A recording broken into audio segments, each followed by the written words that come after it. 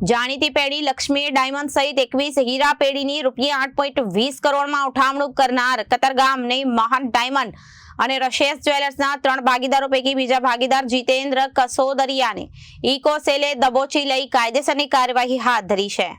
ખોલવાડની અમુદકુંજ રેસિડેન્સીમાં રહેતા અનિલ અરવિંદ હીરપરા અને કતારગામમાં ગજેરા સર્કલ પાસે લક્ષ્મી ડાયમંડમાં વેલફેર ઓફિસર તરીકે નોકરી કરે છે। કંપનીની મુખ્ય ઓફિસ મુંબઈ બીકેસી ખાતે આવેલી છે। સપ્ટેમ્બર 2023માં મુંબઈ ગોરેગાંવ મકામે હીરાના એક્ઝિબિશનમાં ગયા હતા, જ્યાં મહાન ડાયમંડ એલએલપીના પાર્ટનર કૌશિક અમૃતલાલ કાકડિયા સાથે કંપનીના સેલ્સ વિભાગના કર્મચારીઓનો પરિચય થયો હતો।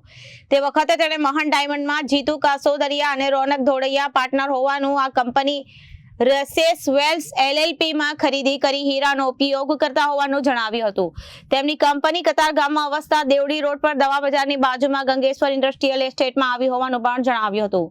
6/2/2025ના રોજ 27.75 લાખ અને 23.11 લાખના હીરા મહાન ડાયમંડના સરનામે નટવર ચીનુ આંગળીયા પેઢી મારફતે મોકલી આપ્યા હતા। મુદ્દતે પેમેન્ટ નહીં ચૂકવતા કંપનીના ભાગીદાર કૌશિક કાકડિયાએ કોલ કરી જણાવ્યું કે કંપનીના ભાગીદાર રોનક અને જીતેન્દ્ર મારા સંપર્કમાં નથી એવું કહેતા ફાડ પડી હતી અને 20 વેપારીના 7.99 કરોડ સલવાયાનું બહાર આવતા મામલો ક્રાઇમ બ્રાન્ચની આર્થિક ગુના નિવારણ શાખામાં પહોંચ્યો હતો। મહાન ડાયમંડના 3 ભાગીદારો રશેસ જ્વેલર્સ એલપીના નામે પણ ધંધો કરતા હતા અને વેપારીઓ પાસેથી ખરીદેલા હીરા રશેસ જ્વેલર્સમાં પણ ઉપયોગમાં લેતો હતો। બંને ઓફિસ એક જગ્યાથી ઓપરેટ થતી હતી। જો કે આ કાવતરું રચનાર આરોપીની પોલીસે ધરપકડ કરી કાયદેસરની કાર્યવાહી હાથ ધરી છે। સુરત શહેરમાં વ્યાપાર ક્ષેત્રે હીરા ઉદ્યોગનું પણ ખૂબ જ આગળ પડતું નામ છે અને સમગ્ર ભારત કક્ષાએ વ્યાપારીઓ હીરાના વ્યાપાર માટે આવતા હોય છે અને આ જ વ્યાપારમાં ઘણા લોકો, ઘણા અસામાજિક તત્વો વ્યાપારી બની અને સ્થાનિક વ્યાપાર કરતા લોકોની સાથે છેતરપિંડી વિશ્વાસઘાત કરતા હોય છે। એવો જ એક બનાવ સુરત ખાતે બનવા પામેલ છે, જેમાં ભોગ બનનાર શ્રી અનિલભાઈ હીરપરા સાથે પણ તેમજ અન્ય વેપારીઓ સાથે કુલ 8 કરોડ અને 20 લાખ જેવી ખૂબ જ મોટી રકમની વિશ્વાસઘાત કરવામાં આવેલ, જે અનુસંધાને ડીસીબી પોલીસ સ્ટેશનમાં ગુનો દાખલ કર્યા બાદ આરોપીઓ કૌશિક કાકડિયા, જીતેન્દ્ર કાસોદરિયા, રોનક ધોળિયા વિરોધમાં ગુનો દાખલ કરવામાં આવેલ।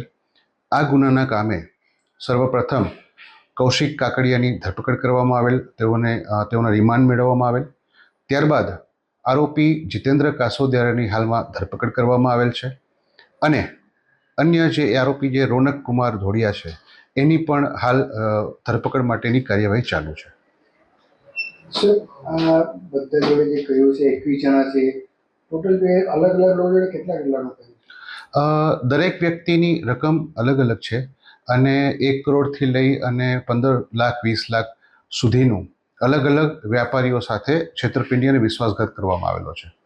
સર, આ જે આરોપી પકડાયેલા ત્યારે પકડવામાં આવ્યું છે ને, એમાં કોઈ ડિટેક વસ્તુ કરવામાં આવી? જીતેન્દ્ર કાસોદરિયાની જે ધરપકડ કરવામાં આવેલ છે એ અમારી બાતમી અનુસંધાને ધરપકડ થઈ છે અને જીતેન્દ્રની પૂછપરછમાં એવી હકીકત જણાયેલ છે કે જીતેન્દ્ર જે છે એ ગોલ્ડનો જે વિભાગ હતો એ પોતે સંભાળતો હતો।